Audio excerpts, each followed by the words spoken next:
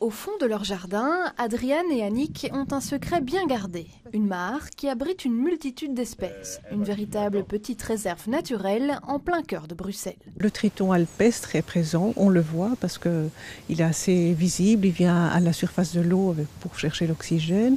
Et la grenouille rousse qui pond en mars, et puis les têtards qui se développent. Et après la grenouille, elle repart dans le jardin, elle est dans les herbes ou elle est dans le potager. À partir de ce week-end, les associations Natagora et Naturpunt invitent tous les Bruxellois à tendre l'oreille et ouvrir leurs yeux pour répertorier les amphibiens qui se trouveraient dans leur jardin. Des données précieuses pour répertorier et mieux protéger les espèces.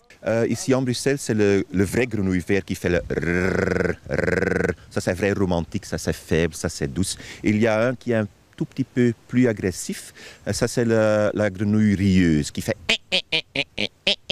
Donc quand tu fais ce bruit-ci, il est énervé un tout petit peu, il réagit. Donc ça c'est amusant et facile. Les tritons s'observent aussi facilement la nuit avec une simple lampe de poche. Un seul mètre carré et peu d'argent suffisent pour créer une mare. Il faudra par contre respecter certaines règles. Pas de poissons. Très important parce que des poissons mangent des œufs et des larves des tritons, donc pas de poissons. Des plantes, si tu achètes des plantes, seulement des plantes indigènes, donc pas des plantes exotiques parce que parfois des plantes sont invasives, ça c'est pas bien.